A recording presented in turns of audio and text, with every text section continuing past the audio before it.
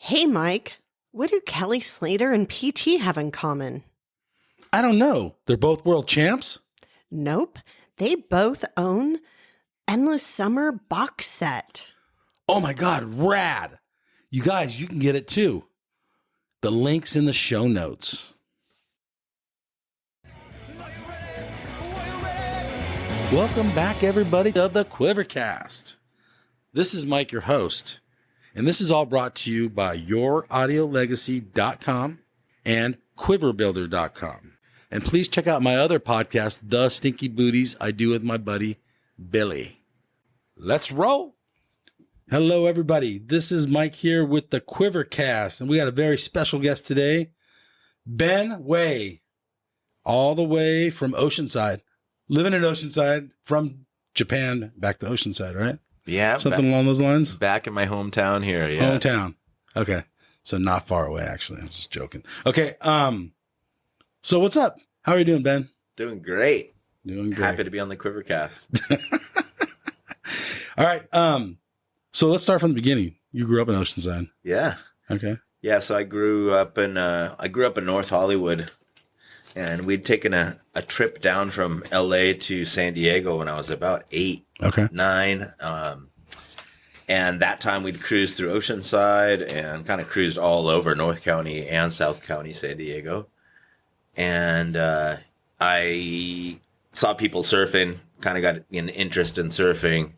And all of a sudden, I had this bug that I wanted to move back to San Diego from LA and start surfing. How old are you at this point? I was like 9, 10. And then the first time I actually tried surfing, I was 11 at Oceanside Harbor. Okay. And my mom had bought me a used surfboard at Offshore Surf Shop in Carlsbad. And a used Alita wetsuit and a used TNC from the 80s, bright, like fluorescent with big boxy flat deck. And she took me to the South Jetty at the harbor on a really junky day. And she didn't expect me to do anything, but this is when I was 11 and cruised out there. I remember it was this like bright spring suit. And she sat in the car reading a magazine while she let me just go out and do my thing.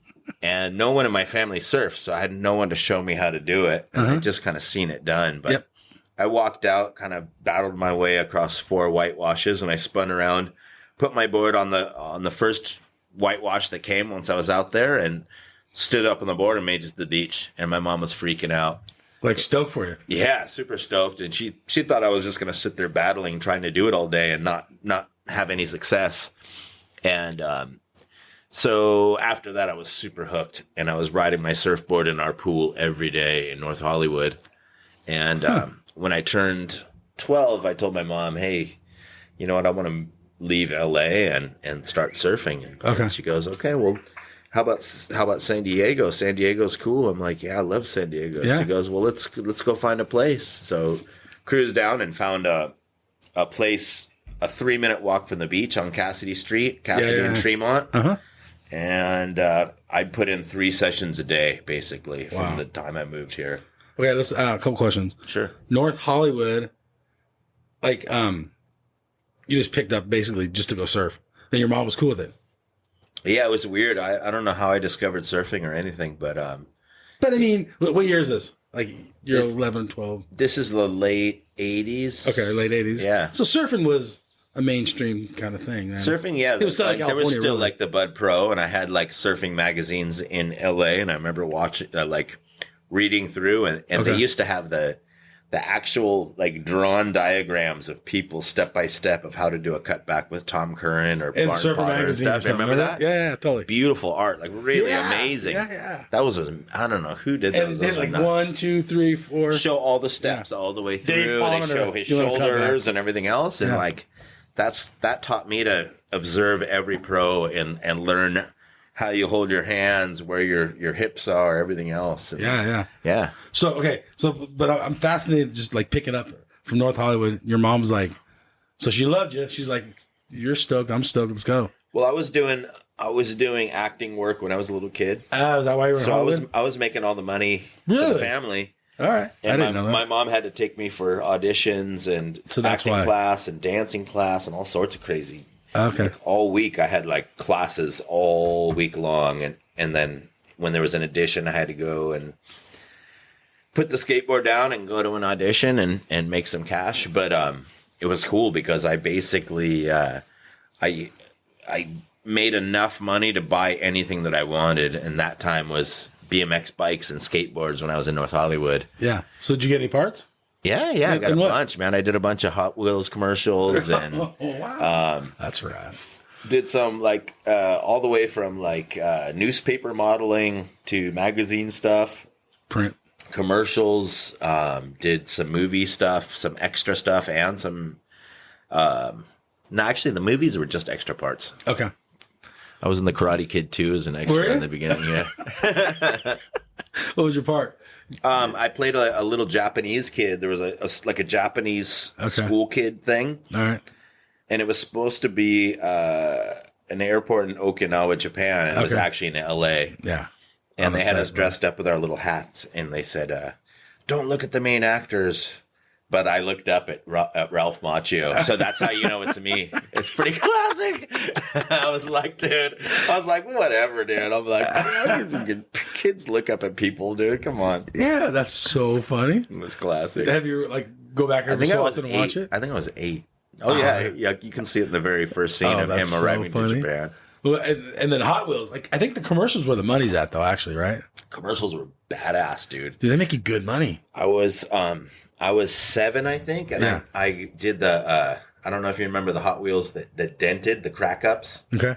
Yeah. So the crack ups cars, you could hit them and it looked like they'd dent. Yes. Okay, I remember So that. I did the first crack ups commercial, and I was the one that had the speaking part on the thing. Really? So I got more money than the other kids. Yeah. And so I remember even in the 80s, we got like 2-something grand Wow. for a day's work. Wow, that's a lot. And back then we'd get paid every time it played. Right, that's where the commercial Residual money's at. payments. Yeah.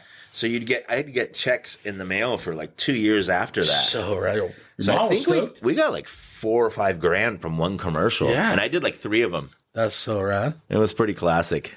So then, like, how did life change? You couldn't really act down here. There's no studios or anything. No, I was basically like, I'm good. I don't want to do it anymore. Okay, your mom was cool with that? Yeah. Okay. She was cool, and it was like just. It wasn't like they forced me to do it. I was enjoying doing it, and I was enjoying making money and being able to buy stuff for myself, you know. And Yeah. I was buying badass radio control car kits, and if I got a good job, I'd go and get a new BMX bike and stuff like that. Like I was spoiling myself, basically. It was pretty cool. I don't want. This is personal. You can say no. You're good. You're good. So the money, the parents can take like 10% or something. I think I don't know what the law is or how that works. But you just had access to the money whenever you wanted? Or was it put away till you're 18? No, it was to help to pay for our food and our rent and gas and stuff and keep us going. But every time I got a job, it was kind of like a deal with my mom. When the check would come, she'd be like, "All right, you're getting this much this time." Yeah. And we'll go to the hobby shop and get you a gnarly remote control car or whatever you want. All right. Or go to the bike shop or go to Val Surf and get a new skateboard. And then she would also get herself a little something at the art store always because she was an artist. Oh, right.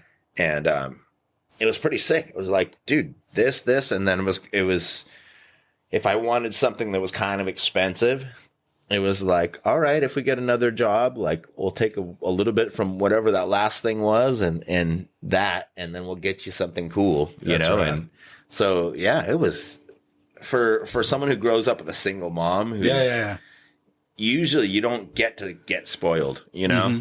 You get spoiled by the grandparents or something like that. And my grandparents were rad. Like they would spoil me on Christmas and whatever else, but for all year long, dude, it's expensive to be a parent. And for sure. And wanting all sorts of stuff and being into bikes and skateboards and surfboards and everything else. Yeah. It helped a lot. So it was cool. Yeah. So that's like the full Southern California kid. Like only Southern California kids can do that. Yeah. It's nowhere else in the world. Such weirdness, you know, being in California. It's funny. Yeah. But then you go to Oceanside, which is completely, it's kind of like, I don't know. It's not Hollywood. Well, Hollywood's kind of, I guess maybe kind of North Hollywood, kind of grungy too. Dude, Hollywood. Hollywood's grungy. North Hollywood wasn't too bad, but like Sunset and all those areas gnarly. and stuff. I used to do breakdancing when I was a kid in the 80s.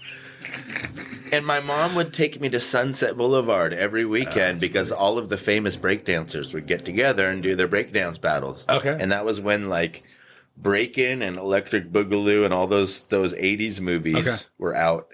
And all the stars would come out to Sunset Boulevard on the weekend. Wow. So I'd get to go and see all these like superstars of breakdancing. And I'd be the only kid who was like 7 or 8. I didn't know there was a superstar of breakdancing. Who is it? Who are some of the guys? Dude, the movie Breakin', it was this dude Turbo, and then there was another guy. I can't remember, but those homies used to come. And It was pretty rad. That's funny. And I remember I won a Casio watch by breakdance battling some adult once. Really? That was crazy. Did you bring your cardboard? No. They had it all set up, dude. Okay. It was, and this is like where all the stars are on the sidewalk. Yeah, I know, totally. Yeah. And that's, I wonder if they still do that Man stuff. Chinese that was Theater, crazy. Like called? a block away from Man Chinese Theater. Okay, yeah. Pretty badass. Yeah, but it's grungy. Especially then. It was like... That's why Oceanside is like... You got homeless people in LA. You got a lot of homeless people in Oceanside. Even more now. Well, way more now. And way more. But it's always been just a funky mix of military, surfers from broken homes mostly. Kind of. I always thought it was the Venice Beach of San Diego, basically. Kind of. I mean, like... Even going to Carlsbad seems like a night and day change. Oh, full on night and day. It's crazy. But I mean, when I think of Venice, I think of like, the break dancers and the shows. We don't have that. I mean, not as colorful and entertaining, but as freaky and kind of like walking down Hill Street, grungy. Yeah. And the hookers. Yeah, dude. Like anyone who knows Hill Street was here. It's pretty classic. But I remember skating by homeless people, schizophrenics, and freaking pimps and everything. Okay. But Oceanside's totally changed the last 10 years. Dude, it's unbelievable. We can actually, let's talk about that real quick. Sure. You've been gone for the most part for the last how long? 10, 12 years? 15 years 15 almost. years. Yeah. I've taken a couple of visits back. Right. Yeah. So what's the difference you see from 15 years ago living here on a daily basis to coming back and living here again? Well, quickly, the pier. Okay. So the pier, you've got hotels where there used to be like the rat-infested Top Gun house that my buddy lived in. Yep. And we used to park in front of his house before there were meters. Yep. And I don't know. I think it's just the kind of like all of a sudden Oceanside's become trendy and classy. Yep. Or trying to pretend to be trendy and classy, but you've got the grunge underneath it. And then just a few blocks back. Yeah, and even mixed within it. And then you've got the people who are originally grungy, but also they're kind of capitalizing on the movement, which is great. And I think it's super cool. Is that like business wise or just business wise? Restaurants and whatever else. Yeah. People who've been here. And then there's a lot of people who haven't been here and who just jumped on the train and they're doing really well too, which is equally as rad. Like, okay. Yeah. So you're all for the change? I'm proud of Oceanside. And if more people think it's a cool place, it sucks that it's so expensive and we can't afford to live by the beach anymore. Right. But it's a badass place and the waves are epic.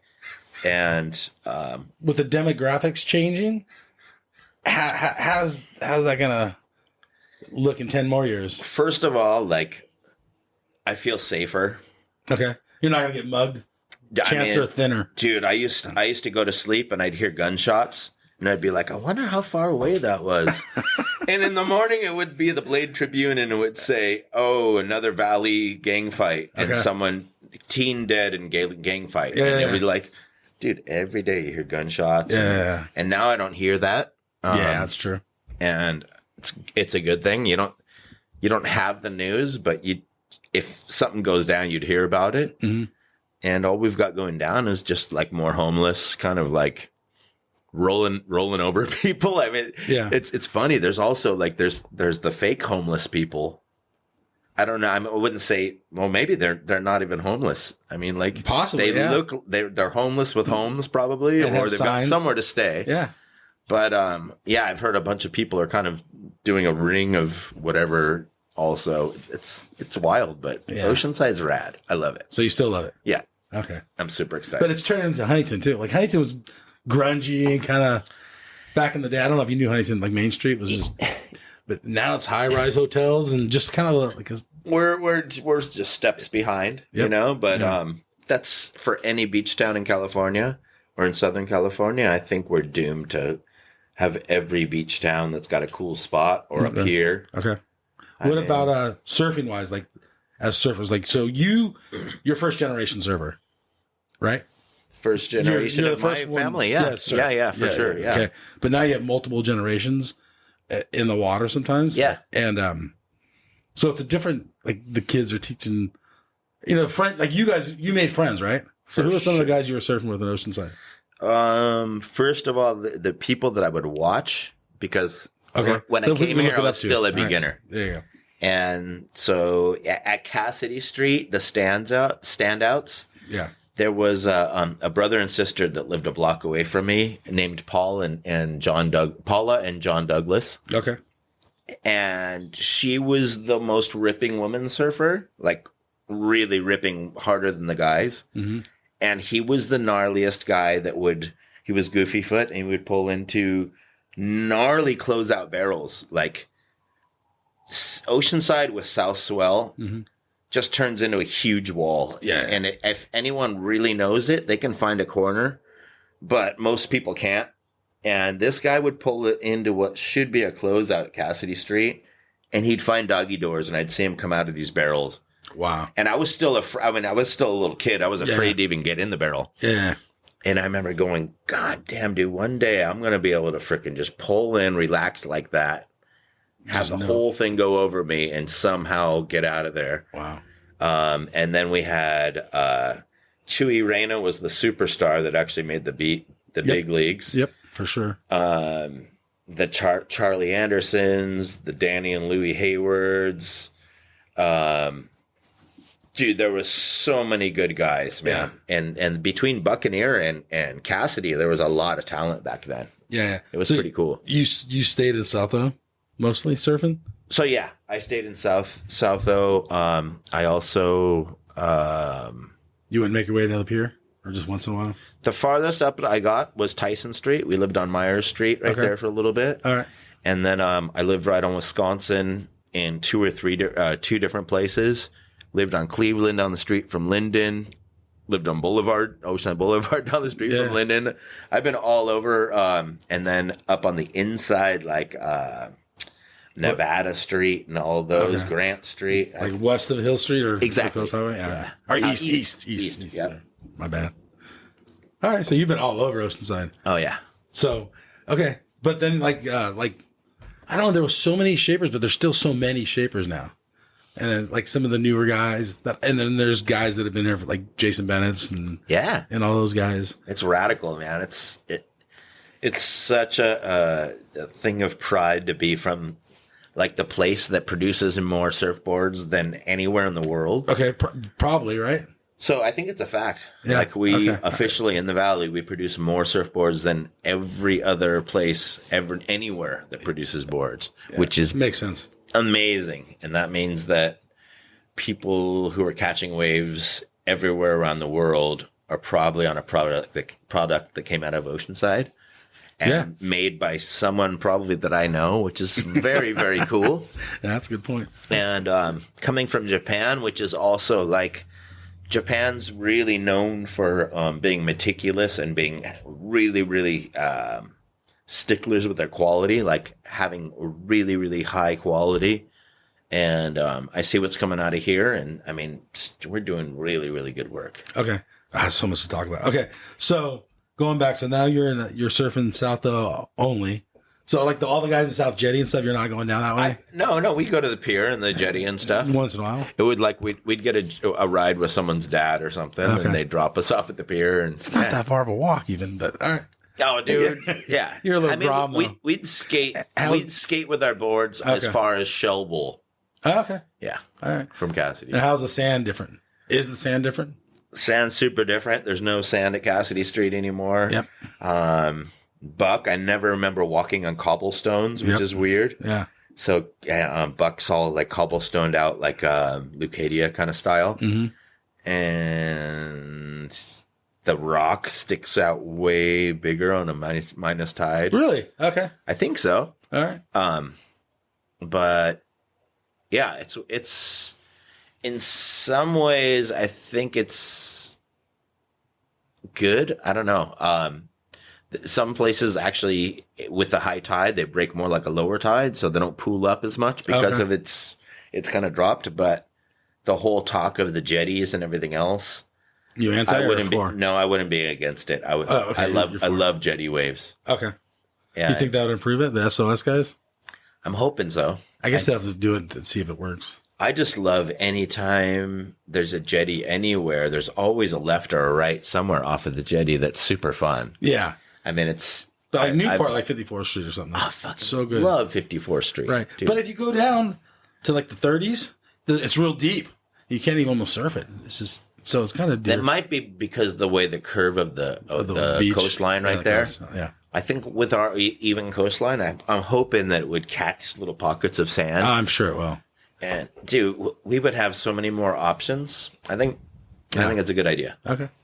All right. So now you're getting like older, right? So Yeah. how did you get into like the surf industry and shaving boards and stuff? So you are a shaper.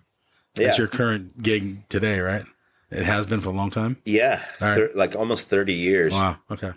And so coming from back to Cassidy Street, I lived 3 blocks away from Hobie Oceanside, which is Surf Ride now. Yep. And it was Hobie Oceanside on Hill Street then. But I used to go there at least 4 times a week and just be the shop grom that would hang out and actually kind of knew the shop and I could help customers and things like that. Okay. And I was 13 and the manager and I was doing homeschool. Oh, So okay. I was just free to just roam. And like, Did you I have don't any know what the buddies with school you? part was really. What? Do you have any friends that were homeschooled also or no? No. You run it solo. Yeah, solo. And my mom was like, here, just fill this out and we got to send this in. And I was like, meh, whatever. But You got to go surf. I got to go and have a full-time job too, which is Wow. cool. And so at 13 and a half, the manager at the time said, he's always here. We might as well pay him because he's Yeah. actually working here, Yeah. kind of. And That's cool. so I got a job at 13 and a half. Under the table? No, Oh.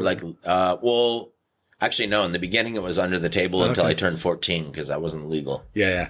But my first duty was to be the manager of the bodyboard shop Okay. or the bodyboard section. So I'd order all the bodyboards, At 14? yeah, It's kind of cool.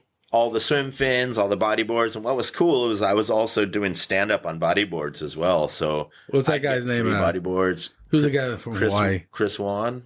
No, Danny Kim. Yeah. Yeah.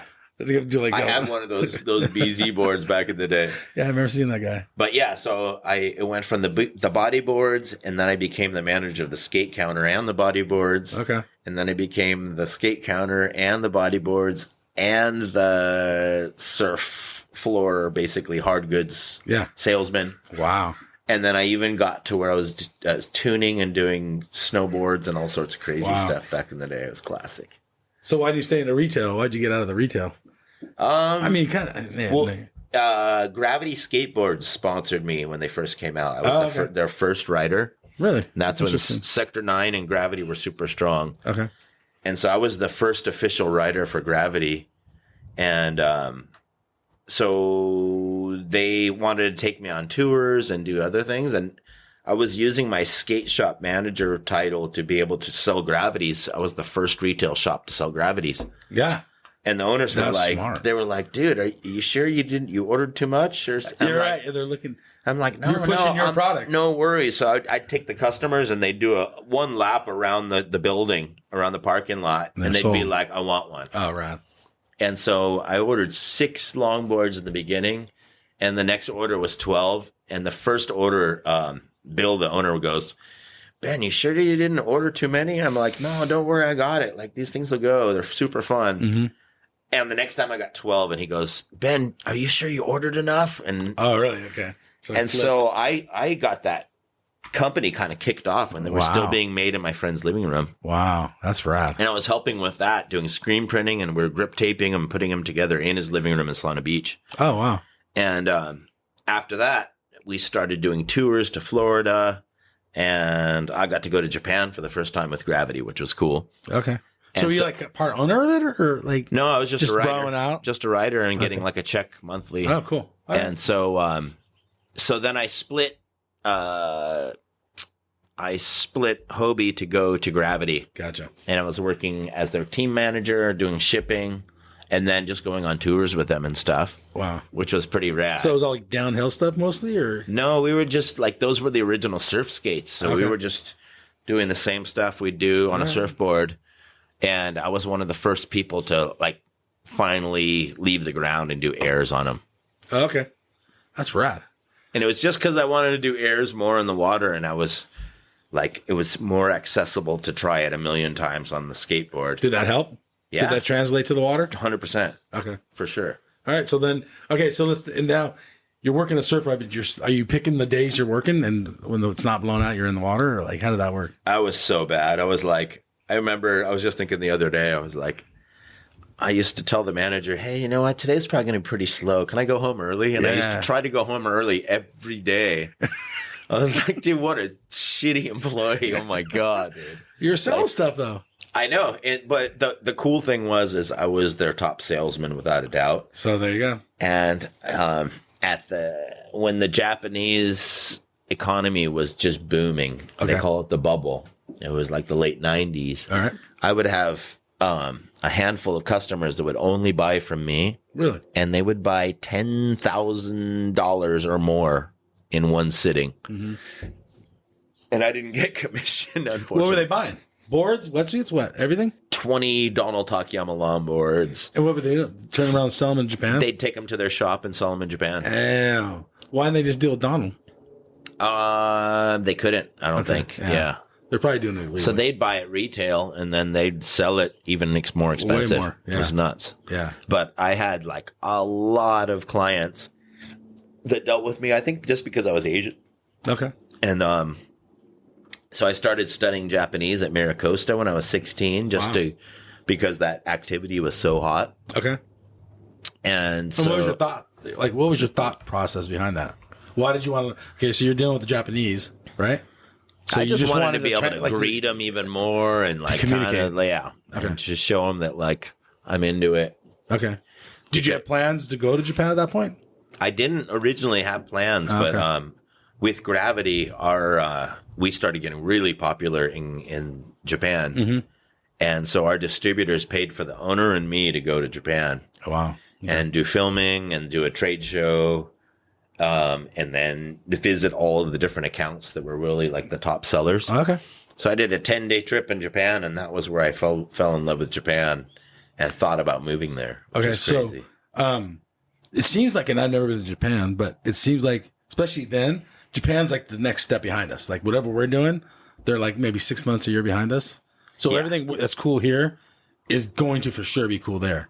Is that correct? It's kind of. It's like all the trends are usually driven from foreign countries. Okay. And especially Japan, at least as far as like the beach and surf culture, there's nothing cooler than California. Okay. Like in the last few years, I think Byron Bay all of a sudden has been put on the map, and that's a cool place to Japanese people. But California has been the coolest forever, and that's where all the trends of what you wear, what you surf, and anything. So when did surfing really take off in Japan? Do you know? Well, I think there's been like a series of booms. Okay. There was the late 80s when they actually had CT events and stuff. Okay, yeah. And they had the Marui Pros and Oi Oi or whatever that stuff was when Tom Carroll and all those boys back in the day. Yeah. Okay. And then... but did it have a real population of surfers before those contests? Or do you think those contests made those populations? No, I think there was already people surfing for sure. All right. Okay. But yeah, just Japanese people love competition of anything. And so if you're going to do, even if it's a pastime or a lifestyle, if there's a chance of competing doing it, that's what you aim for. The I worked in the schools in Japan the first couple of years, and Doing what? Teaching English in the public schools. Right on. And so the thing was when they would have recess, everyone would put on their track outfits and then we'd go and train for the next sports festival. So it wasn't like recess where you could just go and be weird like when we were kids. Like just go like blow off some steam. Yeah. They would have to go and train for the next competition. So it wasn't really a recess, you know? And so I was like, damn, dude, they take competition really seriously. And then when you'd go to the sports festivals in the summer and stuff, the teams that lost would cry and they would like lose it. Like they were so competitive.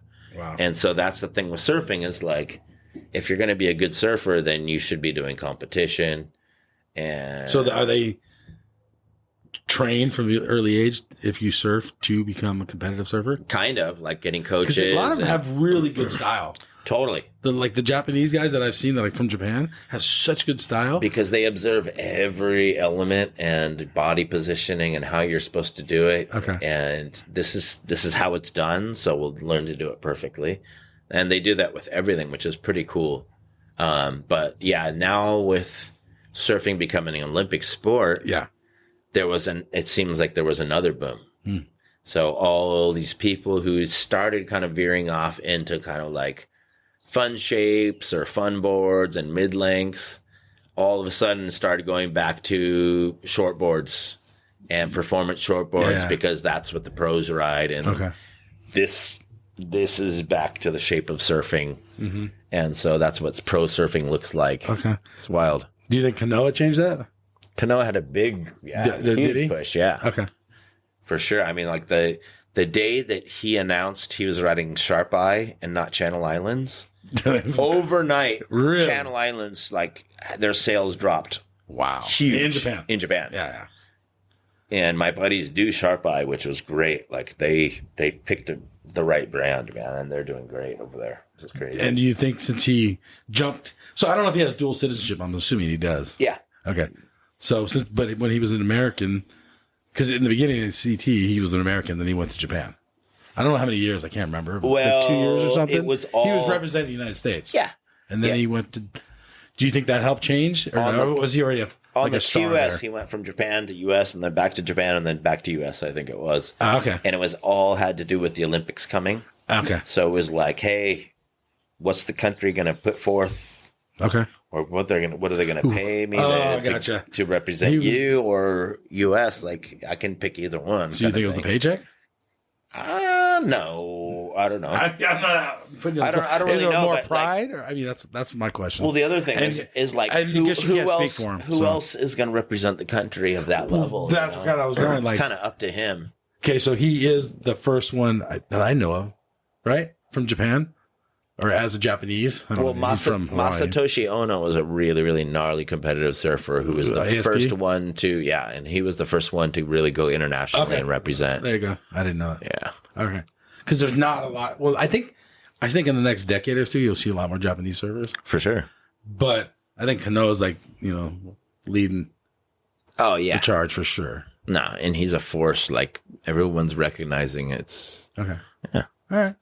Anything else about Japan? And the surf culture versus Southern California surf culture or like American surf culture? There's got to be some differences. Surfing in Japan can be rad because the waves are there's some really good spots. When we get typhoon swell, there's all sorts of weird little nooks and stuff that you get surprising swell. In the lineup, the vibe sucks in Japan because people don't talk to each other. And like it'll be completely silent and like serious, like waiting for waves. So if you're a foreigner and you paddle up and say hi, are they ignoring you? They'll probably say hi, but it'll just be like, why are you talking out in the water? This is like something serious. Yeah. And like I would go nuts because I talk to everyone, and that's like I make a friend every day on the water usually. So funny. And so I'd be out there being loud and doing whatever stuff. Are they hooting if someone scores a wave? For sure. Oh, they are. The Japanese are. I do. I do, but they don't. They don't. And then if you don't know them and you hoot, they're like, oh, why did he hoot at me? Like, and I'll be like, dude, that was a sick one you got. And they'll be like, oh my God, thank you. Yeah, I tried my hardest, and like they're not used to getting complimented on waves if you don't know them. Wow. And so there's some different stuff out there, but other than that, it's you usually don't see fights, which is good. Yeah, how's localism there? Is there localism in Japan? Like that's funny because like people had told me forever, they were like, "Oh, you can't go there because it's local." I'm like, "Well, what do you mean? What degree of local?" And they'd be like, "Oh, they'll yell at you and tell you to go home." And I'm like, I used to live in Mexico where they'd have knives out in the water, or people would basically paddle up and punch you in the face and tell you to take your friends home. Okay. And they'd be like, well, not that bad. And I'd be like, well, dude, I'm like, the level of localism is very different around the world, I think. Yeah. And I was like, well, I don't think anyone's going to actually physically harm me. Okay. They'll yell and be rude. So did you find that? Like, no, I didn't even, I've never even really had that because I'm really mellow and I've got a style that I think I've developed from going to Mexico when I was young, and I'd go by myself, and I would be amongst the locals, and I would take whatever was given to me. Yeah, leftover. And then they'd be like, "Dude, go." Yeah. I'd be like, right. "Really?" I'm like, "All right, cool," But I would never take other people to a local spot. I would only be I'd be the only one. I wouldn't take set waves. Right. So you do everything right. Do everything right, and then just get waves handed to you by doing things right. Okay. And take less than you're actually allowed. All right. And so I've done that everywhere, and so I never have problems, even in these places that are so-called localized. Yeah. But it's people who get rabid and just can't turn the switch off. Bring 5 guys with them. Bring 5 guys, or just paddle right to the lineup and paddle around people who've been sitting at the peak. Yeah. It's like, there's certain things that you just don't do. Right. And you'll never have a problem anywhere in the world. Agreed. It's, Right. Where else have you been? A lot of places. Okay. Spain, Portugal. So how's Europe versus here versus there? In what way? I don't know. Surfers. So you say in Japan, they're quiet, they're more serious. Here, they're kind of all over the board, actually. Europe, dude, there's usually not that many people in the water. Really? Okay. And Europe, like northern Spain, gets so big and there's waves constantly. Okay. You're wishing more people are in the water usually. Yeah. And there's so many little nooks with no one that always have waves. So that's nuts. Okay. People are super friendly and cool. I've been to Portugal, not the mainland side, but the island Azores. Yeah. Okay. That's amazing. A good one, right? I love that spot. Yeah. All over Mexico, mainland and Baja. Okay. A bunch. I've driven the Baja like 6 times. All the way to the bottom? Cabo? Round trips, 6 round trips, and 3 of them were all by myself. Wow. Yeah. No issues? No. Ever? No. That's cool. Yeah. Even, when's the last time you did that? Oh, it's been a while? Yeah, 20-something years, but okay. Yeah. Has Mexico changed, you think? From 20 years ago? I think it has. Yeah, till today. Mexico's also gotten like trendy and cool and like nicer and less dangerous. You think it's less dangerous? I don't know. Like, I don't know. Maybe not. The news that you hear doesn't seem as frequent as it was before. That's true. Last 10 years or so. Yeah. Okay. You'll hear something bad go down, but then like that's the only bad thing that you hear for a little while. Okay. Right on. All right. So then in Japan, I guess, anything else about Oceanside? So you grew up and you how'd you start shaping? So we started there. We're jumping all over the place. Yeah. So I was riding for a bodyboard company doing stand-up, and they let me go into their factory and start to cut out my own boards, do whatever I wanted in the factory, have my run of the materials and the machines. And so I started making some mini surfboards crossed with a bodyboard shape. That was the first thing that I ever got my hands on. Okay. And so my first shapes were out of boogie board material. So similar to like a beater. It's the first beater. Okay, the first beater. Okay, all right. And so I called them barely legal blackball boards. Yeah. And I was using stringers, the deck skin, the slick bottoms, and then I was actually putting real fins in them. Is this for yourself, or are we trying to reach it? It's like For myself. Okay. I wasn't even trying to sell personal them. use. Yeah. All right, Personal use. And I made a few in my garage at Oceanside Boulevard. And then the majority I made in Solana Beach in my garage. And then between Solana Beach and Del Mar, I rode them the most. And Del Mar from Dog Beach all the way down to 8th Street. I think it's between like 9 a.m. and 2 in the afternoon gets blackballed. Yep. So we were the only, I think I had 6 boards. We were the only 6 people that could be in the water the whole stretch of the beach. That's so rad. It was unbelievable. Yeah. And the lifeguards would freaking come in their Zodiacs and come and check out the boards. And Really? they'd be Flip them over and everything? Yeah. Really? And they had to be under 5 feet, soft, and they weren't supposed to have hard skegs, but I was getting away with that too. And so they would come, check out the board, and then split, and we'd be able to stay in the water. And so you took advantage of that. It was the first blackball boards called Barely Legal. That's rad. And Barely Legal was like a freaking girly mag at the time too, which was crazy. Right. I was just being just a weird kid, just trying to be offensive. Play off it. All I wanted to do was offend everyone, and we hated lifeguards because of the black ball, right? Which people should like lifeguards and appreciate them, but I was just a dumb kid. Yeah. But at You the were time, worried about you. It was crazy, and so I made about 12 of those. Never sold one. And then one of my elders here in Oceanside taxed me of the idea and then made it.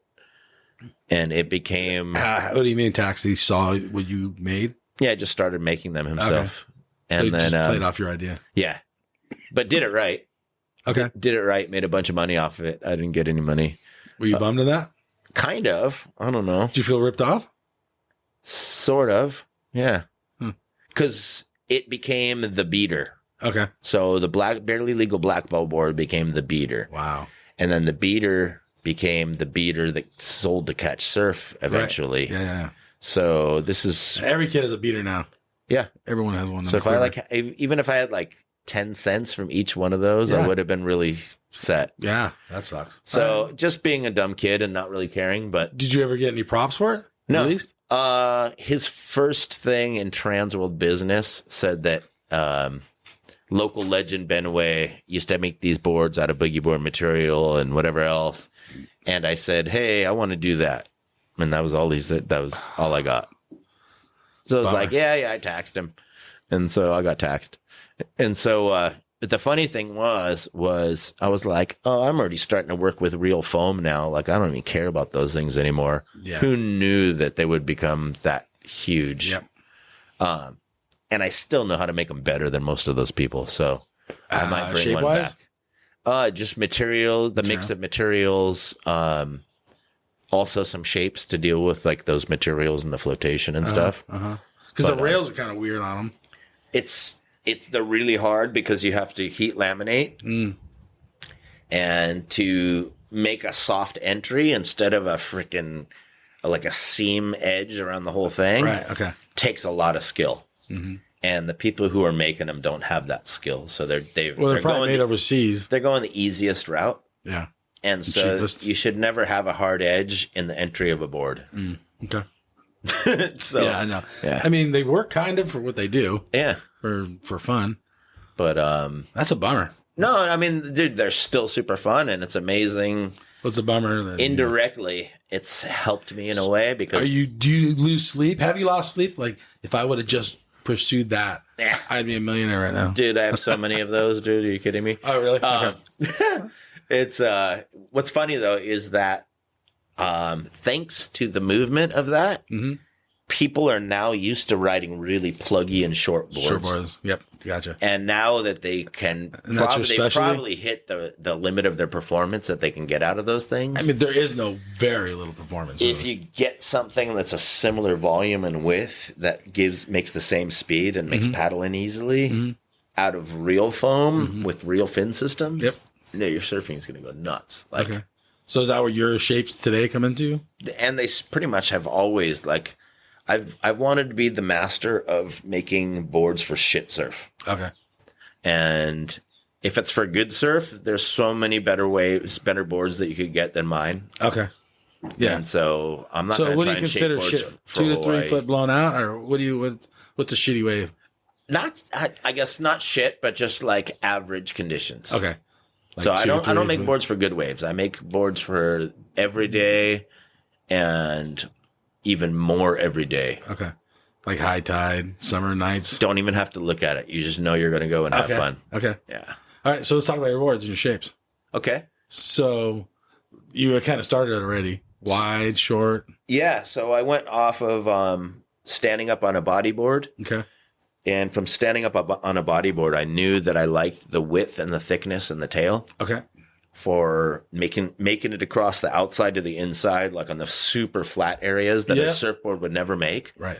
I was like sailing across those areas Right. and being able to drive across the flat spots. Yeah. So I was like, shit, man, if I can mix this kind of flotation and surface and a tail on a real board, it's going to be nuts, is what I was thinking. And a bodyboard tail, which sucks, is it's really fast because it's so wide in the tail. But if you're going stand up, then every turn you have to move your foot from one rail to the other. Okay. And you can't just stand in one stance and lean and get the board to roll over. So that was the downside. And so I was like, if I could just pull the tail in and not have a bodyboard tail, but keep that thickness in the flat rocker, then it would probably go really well in flat waves. Okay. And it did, man. Like, So you're sleeping on this and then you're going and translating it? for sure. Okay. Like everything was for me to surf better. Okay. So I wasn't trying to be the next brand. I didn't want to go put surfers on the tour. Okay. I just wanted to do new tricks, and I wanted to do airs and smaller waves. All right. I wanted to be able to do airs every day and not have to wait for waves with punch. And So you're looking for like it's like an something that just- oceanside beach break that you can get some speed. something that and just launch it. generates speed instead of slows down and deals with speed. Gotcha. Yeah. Okay. So then how do your boards shape? Like, you don't have to give it away, like everything, but like they're shorter. How much shorter than like an average short board? Quite a bit shorter. Like even those first boards that I was doing, the first 50-50 wave skates, like in, Okay. I think So that's the name of the brand. yeah. Yeah. Okay. So 2002, I think, was the first magazine article in Trans World Surf Okay. that And then actually talk announced about the it. brand. All right. So even those had thick, wide tails, and it was sort of a mix of a fish, a bodyboard, a shortboard, like little elements of all sorts of boards that I'd ridden. Okay. And then you're going out and you're the test pilot, basically. Yeah, at first, And your friends riding them too? At first, I was the test pilot, and then I brought some boards back from Cabo that I'd made because my first shapes were down there. Okay. That I just shaped at my patio, and I was testing them at zippers and all around down there. But Zach Reinhardt and Derek used to come by our house on Oceanside Boulevard, Yep. and when there was no waves, like people would be longboarding, Right. Go to. they'd be like, "Hey, can we borrow those boards?" And they were pretty young then, and I'd be like, "Yeah, dude, knock yourselves out." And everyone would be like, "Dude, you should have seen those kids ripping on your boards." And I was like, Wow. "No way!" And Yeah. they were like addicted, man. They would literally come by every day to use them. Wow. And these were like glassed with boat resin. Like they didn't Yeah. look pretty, but they worked. The glass on fins, or did you have? That one I had glass. A couple of them had glass on fins too. And then I was putting FCS, but putting them in with Dremel tools and shit. Like I got crazy. And Whatever it takes to make it work, right? yeah. Yeah. And so after them riding them for a while, I finally made a couple that I'd shaped here and sent to a real glass shop to get glassed. And those were the ones that made it in that Trans World Surf. Right on. And after that, I had Zach and Derek riding those a bunch. And then I started making their boards. Okay. So do you think that those guys are air guys? Yeah. Yeah. So do you think that helped Well, pave the path for them? the whole deal, like Chris Cote worked at Trans World and he was a good buddy of mine. And I go, you know what? I'm going to come out with surfboards that are only made for airs. Mm-hmm. And so can you do a turn on them though? Proper turn or no? you can now. In the beginning. Okay. In the beginning, we just drive down the line. In the beginning, we were like, screw doing turns. Just go fast and punt huge airs. That's all we wanted to do. That's all you're trying to do. And so I told Chris too, I'm funny. I'm going to make a board that's not even for cutbacks. It's only going to be for airs. So what would happen? Would you just catch a rail if you're doing a cutback? Like no, it was just that we're so pluggy on top of the water. Okay, gotcha. They'd turn. It just wasn't like piercing the water. Yes, it wasn't grabbing the rail. But the way I figured out how to fin them and everything else, like actually let them roll up on rail, even though they're so thick and wide. Okay. But yeah, so after I started making Zach and Derek boards, it was like that was the go-to board for doing tricks and learning new airs and things like that. Okay. And anyone who did those guys have a name at this time, or are they still just too young? No, everyone in Oceanside knew who they were at least. Oceanside, okay. Yeah. Okay. But I know like Zach did well in like the air tour kind of thing. Was he riding your boards at that point or no? Yeah. Oh, yeah, he was? he did. I think he won an air show in Costa Rica on one of my boards. Oh, wow. Okay, cool. And me and Zach and Eric McHenry were all living on Wisconsin Street. Okay. Was he riding your boards too there? And Eric had one of my boards, but he was riding Xanadu's. Okay. But he got his second 2-time champion, air show champion while he was living with us. Okay. Right. And so Zach would sometimes do those contests and stuff. Yeah. Right on. Yeah. Okay. So the boards, how have they changed from the beginning? So the beginning was just drive down the line, huge air, land it. So what have you done differently to it? I had the concepts, I think, right away that I knew I wanted flatter rockers, thicker tails, wider hips. What's an average like? Okay, it's for like an average guy. Let's say a 5'10", 160 or 70 pound guy. How wide are they going? 20 and a half to 21 probably, All right. and 5'0" to 5'2". Well, okay. So super short and kind of wide. Super short, but standards. tons of volume. And for the small stuff, especially for the small waves, I do concave decks. And so you get a lot more volume, a lot faster paddle, and a quicker takeoff. Okay. And they don't dip from rail to rail when you paddle because they float like a catamaran kind of. And so, that's the go-to, and that's extra flotation. That's more than you need. Okay. And then the wide point, is it like in the center or high, low? Depends how good the surfer is. Okay. So you talk to the guy before you shape him aboard? Yeah. Oh, right on. And then if it's more for airs, I'll move the wide point back and plump up the tail a little bit more. Okay. If it's more for turns, I'll move the wide point forward and pull the tail in more. Okay. So could you ride this board if you're not an air guy? What would be the benefits, or it wouldn't really? Yeah. I mean, like Tom Kern rode one of my boards in Japan and like knee-high waves. Wow. And did 5 turns on a knee-high wave. How rides that? On a 4'10". How'd that happen? He came to the contest event on the lay day. Okay. And he came looking to like interview kids, like kid competitors about the Olympics. Tom Kern? Yeah. Because it was something with Rip Curl. Like they paid him to cruise around with this filmer guy. I just don't see him interviewing anybody. But all right, so weird, right? Yeah, super. But so yeah, something about Rip Curl like sent him to do whatever, and then promo thing or something. He's got a music manager with this a Japanese lady. Okay. That manages his band over there and stuff. Oh, cool. So he was doing music stuff and whatever else. But so he comes over on the lay day, and we get to talking about boards, and I show him my board, and we end up surfing together, and he's on his skimboard. But even on that day, it was so gutless that even he was having a hard time getting the skimboard. So we both have no leash, and I'm like, hey, give this thing a try. And I toss it over to him, and his first wave, like 2 pumps feeling it out, and then he did 3 turns. Wow. And then he paddled way over to the other side of the beach, so I couldn't get the board back. And then he went right on the next one, and then he went left. He got like 4 waves, but so he was digging it. He was digging it, and he wasn't doing airs, and he was doing top to bottom, but on a gutless knee-high wave. Yeah, but it is current. Right. I'm saying, no, I'm not, nothing against your board. I'm just saying. Oh, yeah. Yeah, that guy's, and he's a mad scientist too, I think, in like, He loves weird shit. Yeah. It's rad. yeah. Yeah. Yeah, but I don't take that wrong. But he liked the board, and then he loved he the board. asked me in Portugal when I saw him like 2 years later. He remembered? Yeah, and he goes, "Hey, did you bring any boards?" And I was like, "Fuck yeah, I did, dude. I wish he would have ridden it, but Rad. You Yeah. get Tom on your board. he Okay. rode some weird skim boards." So, and today, how do they contact you? Through Instagram? Is that the best way to Yeah, get to you? almost everything's through Instagram. I'm gonna what make is a that? website again, but Okay, so what's their, is it Benway? Benway, BENWEI 5050. Benway 5050. Okay. All right. That's how you contact you. Yeah. We'll put that in the show notes. Thanks, dude. So everyone can get it in there. Cool. And you'll just shape boards. Like, how many boards you do in a week now?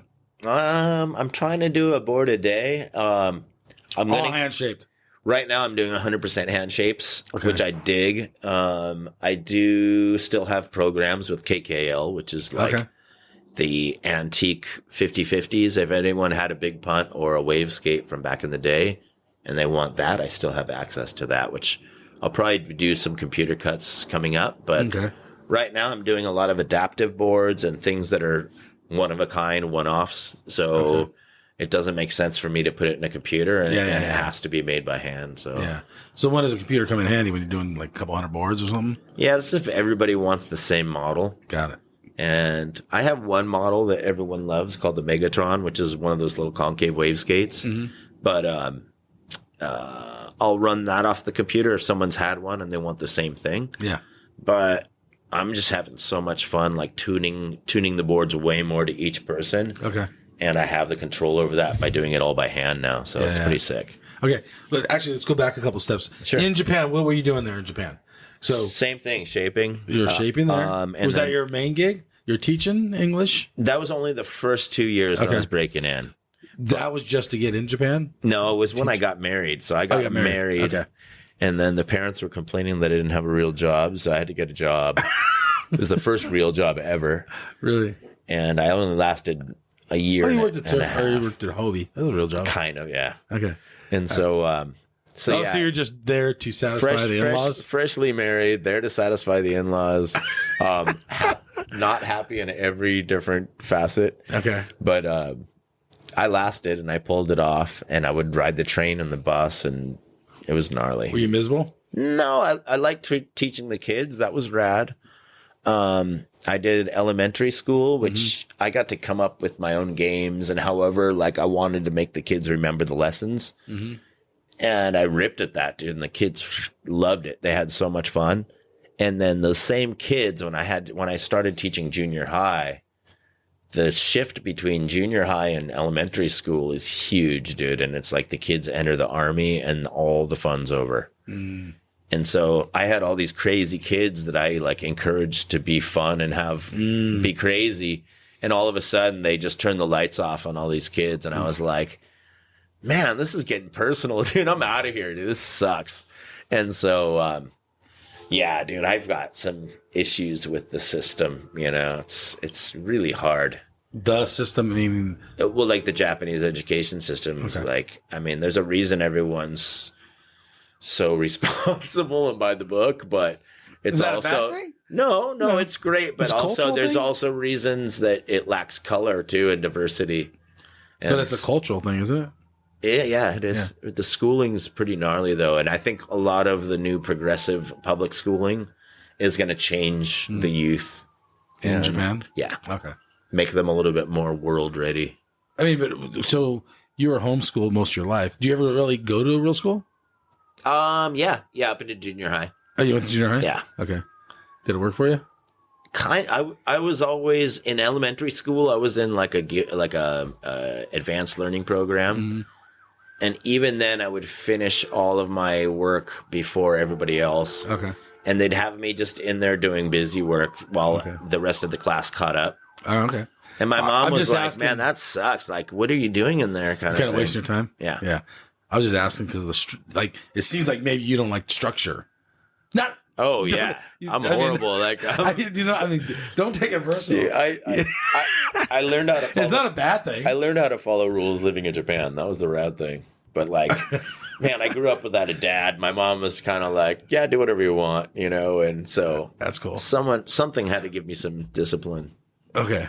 So like, yeah, Japan seems so structured. Luckily, I didn't have to join the army to do it, but like, Yeah, that's good. Yeah. But yeah, it's crazy because I come back and now it's like, man, I'm a lot more responsible than I would have been if I hadn't gone.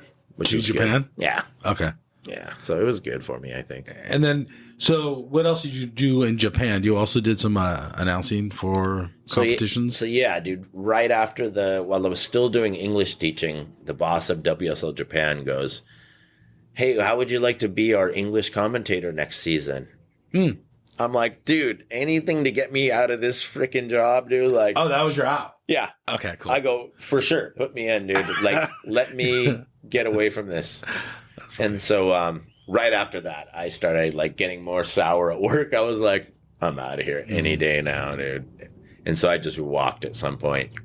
But yeah, so he goes, yeah, your first job is going to be the Longboard World Tour at Taito Beach, which is right directly in front of my house. I can see the beach from my living room. Oh, right.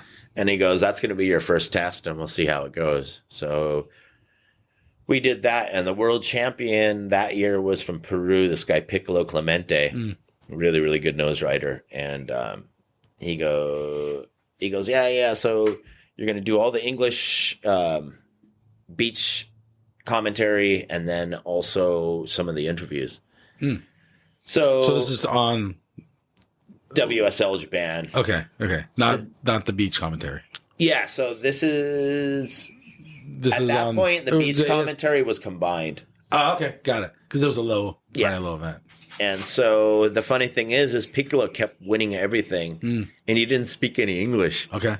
And so when he came up for the interview, he was like, "Oh, I don't know what to do." And I'm like, "Oh, you speak Spanish?" And so I spoke Spanish to him. So I did the interview for my first interview my first event. I did his interviews in Spanish and then translated to English. Oh, you translated. Oh, cool. And the boys were like, "Dude, all right, you're in. You're in." Then that's rad. And so I did a good 6 years of doing all WSL Japan. Wow. And then after they found out that I could speak Spanish, I started getting jobs for WSL Europe for Spain and Portugal, which was rad. You do the Spanish interview, translate it to English, and they hire you. Yeah, so I got in as the official English commentator for WSL Japan. Okay. And why did you translate the Japanese? No, to because English? they just had to have someone that spoke English For the natively English to do the interviews website? Yeah, and everything else. Okay, so what I would watch? Yeah, and You'd be the guy. then also they had to have native English situation calls. So the points, time, everything else, they couldn't have some weird accent on it. Not weird accent, but any accent, like, you know. So yeah, so you can understand. Yeah. You're just saying, okay. that's kind of racist, huh? No, it didn't. No, it's just funny. But yeah, so that went super well, and cool. none of my one of my boards once got ridden in a QS, and the guy was gonna win the heat, and then he got an interference. But like, that's the only time my board's ever been in competition, except for air shows. But all right, so that happened, and then there's a contest in Spain called the Panting Classic. It's the oldest contest. Next to Bell's in the whole world. Really? It's been going for 30-something years. Wow. Without any stop. Wow. And Is it a local contest? No, it's the north of Spain. It's one of the biggest contests in Europe. But it's not a WSL or anything. It's a WSL. Oh, it is? Yeah. Really? So it's been a 10,000 last couple of years. I haven't been. But so the directors came over to Japan to do some promotion of their northern Spain area and the contest. And my boss goes, dude, you got to help me out in Tokyo because these people don't speak English and they only speak Spanish. So I helped them out for 2 or 3 days in Tokyo and doing things with media and whatever else for their spot and their location. And so they go, hey, man, we're gonna have you come and do one of our contests. And I'm like, yeah, you guys are full of it. Like, we'll see if you ever call me. But either way, I had fun hanging with them. Yeah, cool. And so like 5 months goes by, and they call me up and they goes, so are you going to be ready next month? And I'm like, for what? What are you talking about? He's like, we got your ticket to come. And I'm like, all right. What, dude? I'm like, I'm actually going? Sick. So rad. So I went over. Best experience, man. Like, Spain's a very, very cool place, dude. The people are rad. But epic contest with drinking and partying and everything all mixed in, and best experience ever. And so I got to go 5 years in a row over there. Oh, it's so cool. I became kind of like the foreign mascot of the contest.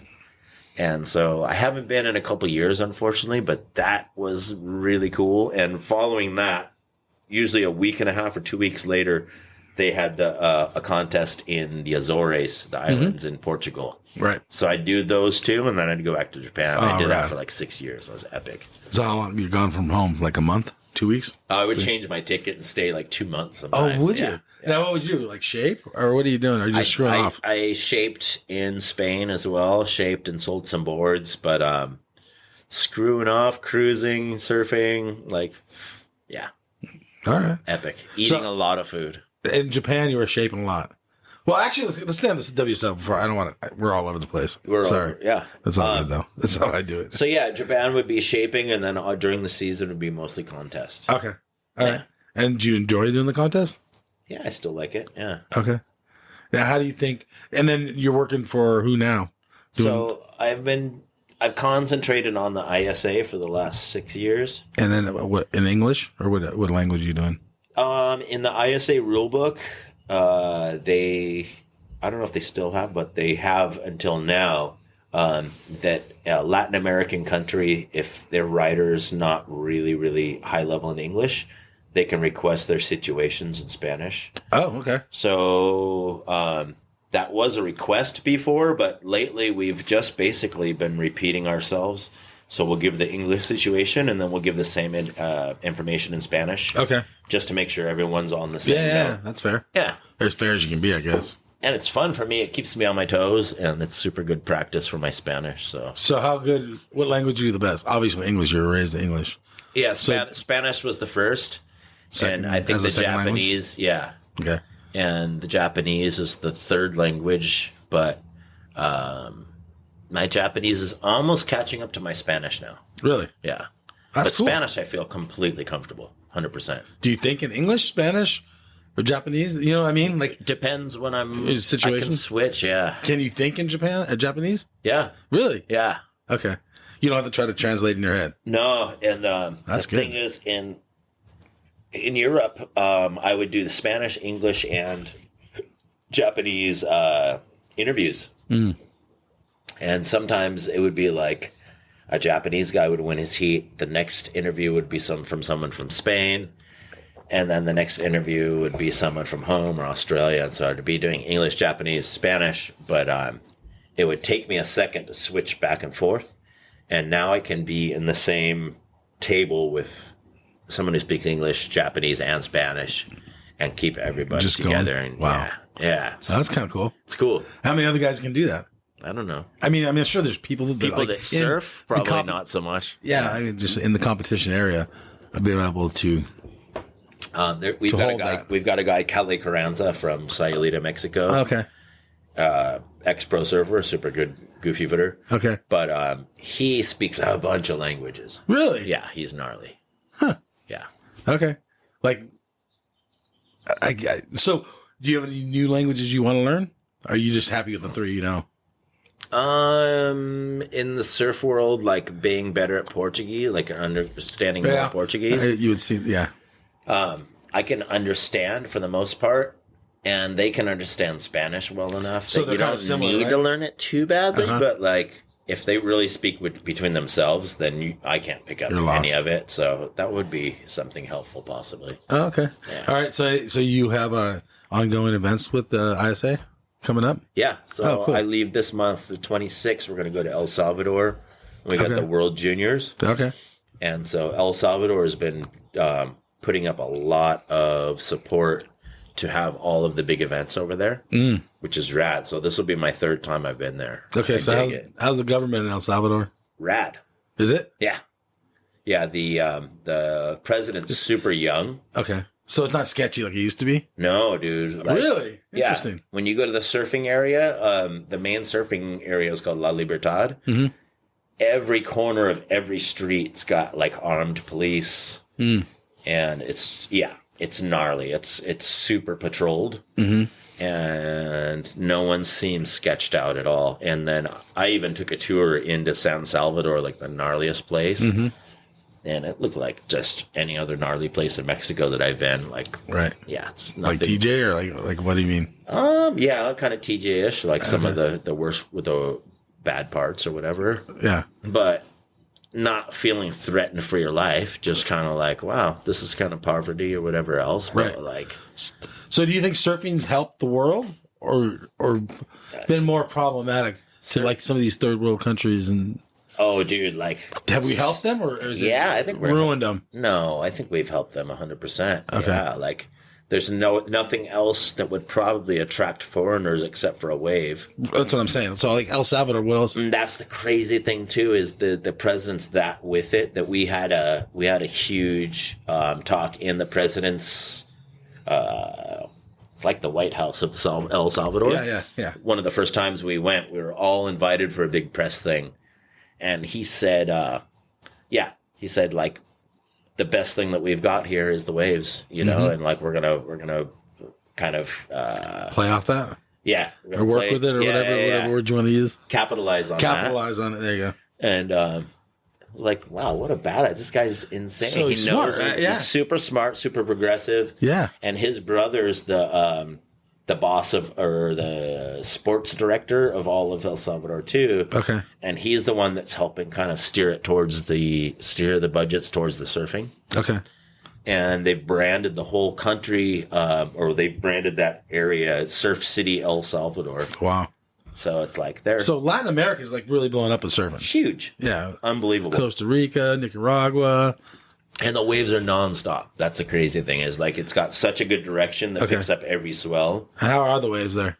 Insane. Super Like good. describe them. Well, our main point is kind of like it's big cobblestones, kind of like a San Miguel or Okay. Trestles kind of thing. Okay. But way out to sea, and if it's got size, it's this super, super long right point that's also got a little bit of a left off of it. Mm-hmm. And then we've got a river mouth over on the other side. So those are like our two main points for the contest and stuff. Oh, rad. But I've never seen it smaller than like 3 foot for Really? over a day. It just it's consistently pumps. It's nuts. Do you think that these new locations like El Salvador and stuff, they're going to make it safe for us to want to go there, right? For sure. I mean, yeah. Yeah. I mean, Shit happens here. We're not safe here either. exactly. And I don't know. I think a country that's known for having that many problems, Okay. they have to go the extra mile and kind of overdo it. Yeah. And that's what they've Can done, you I overdo think. it? Can you overdo it? Can you take the No, fun I think out? it's perfect, man. It's super good. It's like there's no. If you have one too many beers, though, you don't you're want to get arrested. risky. You know what I'm saying? Yeah, and it's pretty. I don't know. Like, I lived in Cabo for years. Mm-hmm. There's kind of like a main strip. There's a place called El Tunco, which is like the little party zone. Okay. But you can't really veer off into a bad corner. You're pretty safe Okay. no matter what. Yeah. And so, yeah. It's Oh, cool. I'm all for that place. I like it. All right. Right on. Okay. Well, then also, besides your boards, Yeah. and we talked about it, you have hand planes? Oh yeah, dude. Dude, how's that? I love them. Like I've always liked body surfing Uh-huh. since Especially like Salto now, or like even we with used the to sand, how wonky it is at high tide. we used to tax So we good. used to tax the trays from Taco Bell, McDonald's, and occasionally Del Taco, and like That's funny. we would use those with a big ass set of Vipers and just body surf Yeah. on a tray.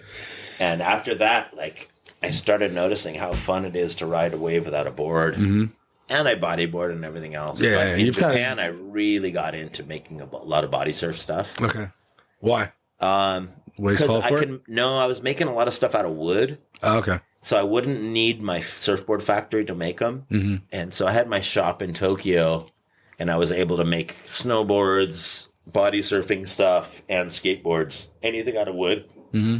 And it was just easier to contain the mess. Okay. Because, like, surfboards, you got the dust, the foam, the smell, everything else. Okay. And when I was dealing with wood only, it was just way more convenient and easier to clean up in a small space. Okay. Are you still doing the hand planes now? Yeah. Oh, really? So how do you get a hold of those? Same way?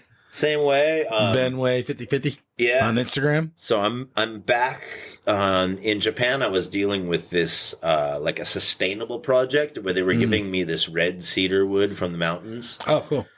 And so I kind of concentrated on that for the snowboards and the body surfing stuff for a while.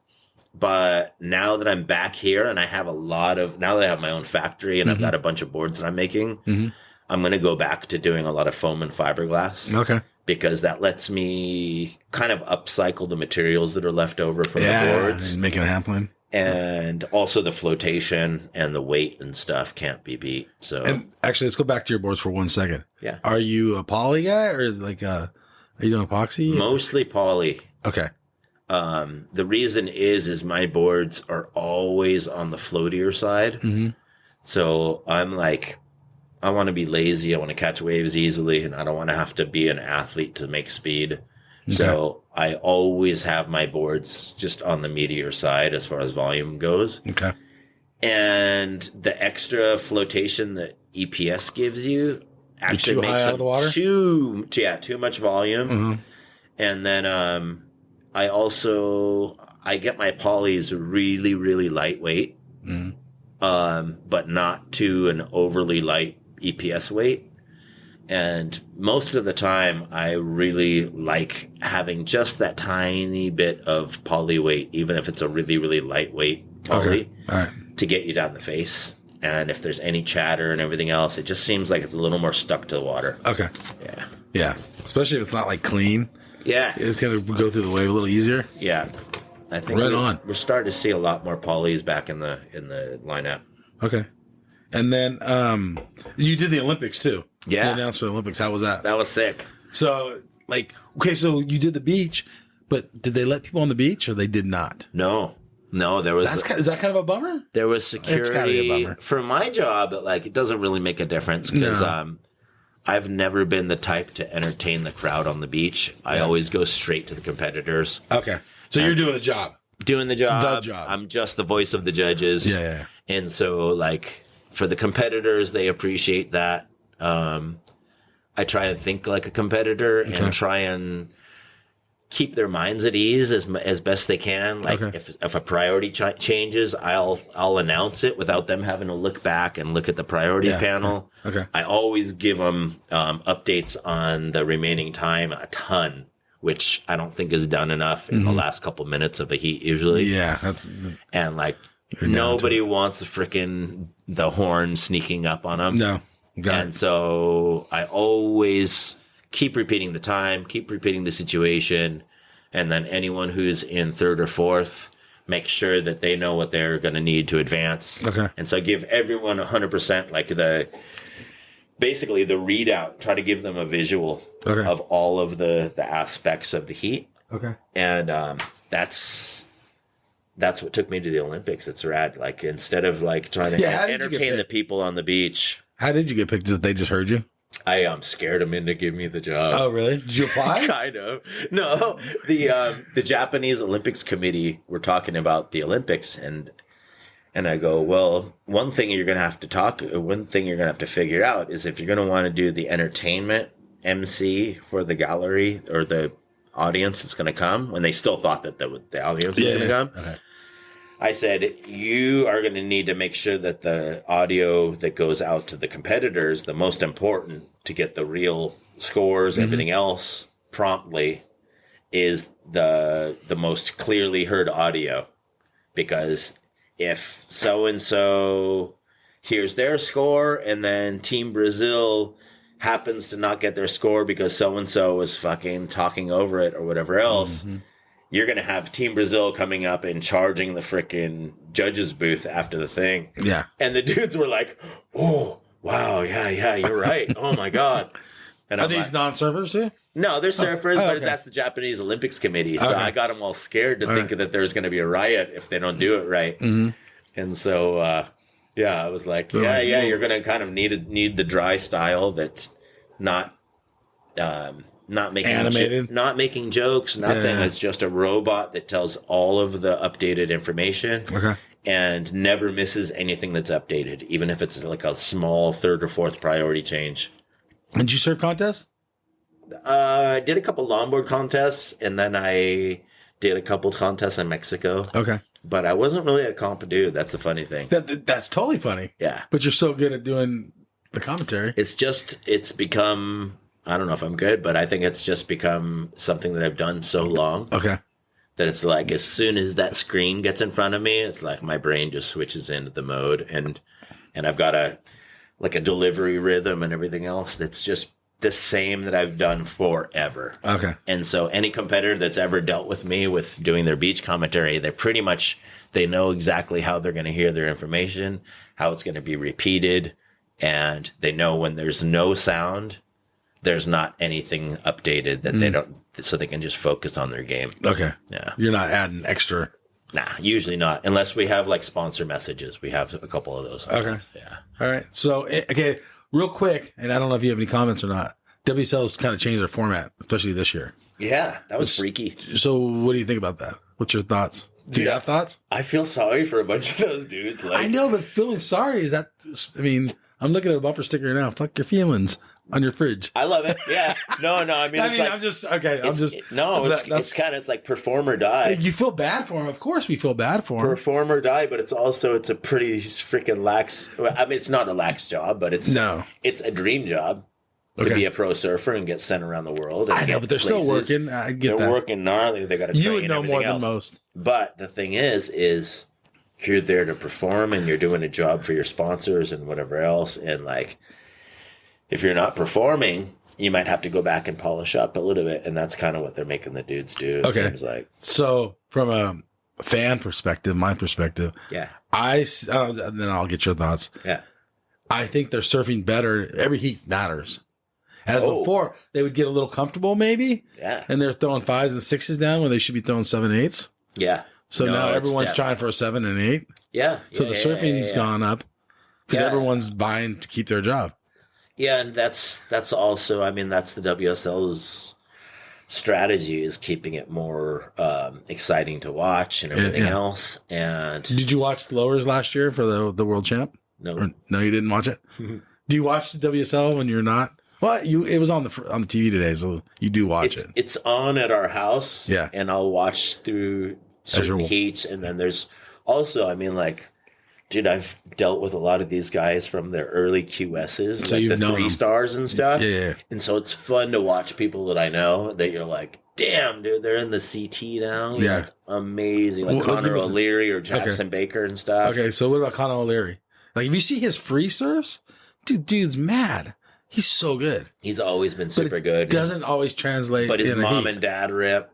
Oh, really? Yeah, his mom and dad rip. His mom was a pro surfer in Japan. Really? Yeah. Interesting. So, I didn't know that. like, yeah, I don't know his backstory. He's got a DNA that rips, but like, he's always been super cool and casual and really, really naturally talented. Okay. I liked watching him at Margaret's, or was it Margaret's or was it Bell's? I don't know, but I mean, if you watch his heats before, when he got knocked off last year, the year before, you know, he got knocked off. Yeah. But if you're watching his clips during that time on Instagram, dude, he's doing shit. Like, he's so good. Okay, so who else? Who are the other guys that kind of come up? Australians kind of like, Brazilians are kind of falling off. It seems like they lost the passion they had a couple years ago. I don't know if it's the passion. I think it's just like, you got comfortable. They had more. We got more impact of like, wow, the Brazilians like are taking over kind of thing. Yep. And so it's just all of that movement and momentum at once, I think, was so impactful kind of thing. Okay. And now it's like, of course, yeah, we know Brazilians rip. It's they like do. Insane. And but like, Italo's got a gold medal. Gabe took the first 5 months or 5 events off, and then I don't know. Felipe. They're not as hungry as they were. That's it. Hungry. Yeah. Okay. You think because they're getting good paychecks now. Okay. A lot of Australians came on Yeah. And they're doing pretty good. Yeah. Who do you see in Japan? Do you know who do you think will be in the next 5 years? Do you see anybody making the CT from Japan? Yeah. Because you're so close Yeah. to seeing it all? One of the dudes from my hometown, Reo Inaba, Okay. he How old is he now?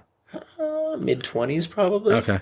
He's really good, dude. Really, really good. And I've seen him in like QS 6000s where we've had in Japan, where Okay. he's like almost taken the thing.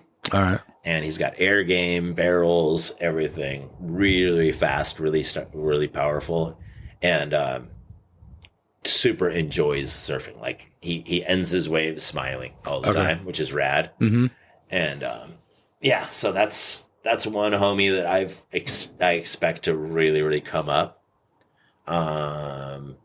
We've got Kate Kobayashi. He's doing super good lately. Yeah, he's American. He's American, basically, you know, but he's kind of the Kanoa thing. yeah, Where he's raised in America. there's a lot of guys over there. And then there's Shun Murakami. I don't know if you saw that guy in the Olympics. He's No, I don't pretty know. gnarly. I didn't actually watch the Olympics at all. So yeah, there's another guy who's really, really good at pipe and charges waves. He did really good in the Olympics. And as well. what was that guy's name? The guy that won the U.S. Open a couple years ago. But he's getting older now. Hiroto? Yeah. Hiroto's still killing it. He He's gnarly. rips. Yeah. Okay, so my question too, go back to Japan and you watching it so close and you live in there.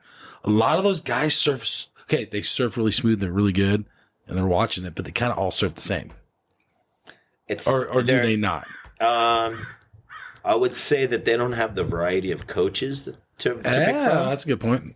So there are a few like of the top coaches in Japan, and everyone kind of nods toward depending what their area is. Yeah. They nod towards this guy or this guy or this guy, and so they end up kind of getting Generic. compacted into this kind of package. Maybe I don't know. Okay. All right. Basically, I mean, like it's not for them. Instead of style, it's how do you get points. Right. Like that's their thing. Their contest. It's like we're going to get points, dude. How do the judges give points? Like that's what we're going to do. Like, Okay, that's so what they're after. I think in most surf areas now, you get the guy that he'll totally get on a twin fin. Let's say, I don't know, like let's say Connor Coffin or something might serve a twin fin at Rincon like 2 to 3 foot. Yep. But then he's getting on his his contest board and he's surfing differently. Yeah. In Japan, are they doing the same thing? Or they're Not so on there? much. Yeah. Yeah. And that was my downfall. Is like my majority of shapes are for enjoying, having fun, being able to perform in junk waves. Mm-hmm. And Which you got to be able to do to even improve in contests or anything too, though. yeah. Yeah. Yeah, if you can't enjoy surfing a lot, then you're probably not going to do very well. Right. Or you're not going to surf a lot. Yeah. But So your boards are meant to surf. I mean, to have fun. yeah, exactly, man. Like I feel like there would be no space for me if I didn't come into the world of boards with a different design. Mm-hmm. Otherwise, I would have just kept riding the same things people were making for me. You know, it's like there's no reason to come in and try and have an ego that I'm going to make something better than what they've always made. Mm-hmm. And I'll still say it like if you want a board to handle waves or handle speed or handle power, there's so many different shapers that you can go to. But I go with what I know and what's fun for me, and that's every day. You know, it's like you want something that works no matter what, and you don't have to check the waves, and you know you're going to have a fun session, and you're not going to fight the board. Okay. Yeah. So let's say it gets a nice swell here. Maybe, so Oceanside's wall, maybe you're going down somewhere else. I don't know. Or you're going to Max or something. Yeah. San Miguel. Yeah. Are you riding your own shapes? Or are you riding somebody else's shapes at those points? No, I'm still riding my own shapes. Okay. But I have nothing against riding someone else's shapes. Mm-hmm. Like, I have fun taking trips where I don't have boards and I just show up and I can ride something. Yeah. And for short boards, it's a lot harder for me to find something that I'm going to have fun. Or it used to be. Now, luckily, like stuff's getting shorter and wider, and there's a lot more kind of fun style equipment. and fishes and stuff that I can jump on. A longboard, that's something that I could have a 6-pack. I could have a 6-pack and smoke 10 joints, and I'm going to surf so good on a longboard no matter what. Yeah. Like, it's, I grew up longboarding tons in Oceanside, and I was a shop rider for Donald. Oh, okay. So I was the first one to test his beach break model. Really? I had a ton of Guy Takayama models, which were my favorite, nose riders, all that stuff. But yeah, it's crazy. I being from Oceanside back in the day, you kind of had to be able to ride a longboard. Like that was part of the culture, kind of. Okay. And so the Oceanside Longboard Club contest went forever at the pier. Yeah. And as a member of the community, I would always enter that. And I think I did pretty good in one, I remember. But yeah, longboard, shortboard, everything. You should, there's definitely a way for everything. Should ride all kinds of equipment. Yeah.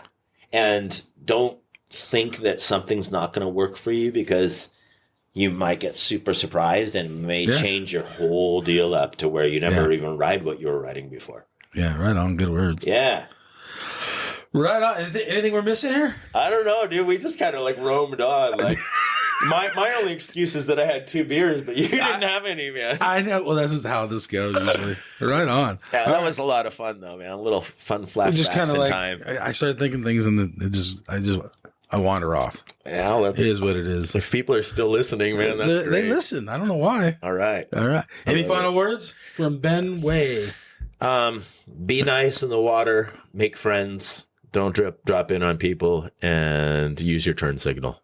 Right on. Yeah. All right. Thank you, Ben. This is Ben and Mike, and we're out of here, everyone. See ya. Oh. Thanks, everybody, for listening. Please follow us on Instagram and follow us on your favorite podcast platform. Give us 5 stars if you listen to us on Apple, and do me a favor and tell a friend that QuiverCast is back. I'd like to thank Blue Factory and Dave Hegstrom for the music, and I'll see you on the lineup.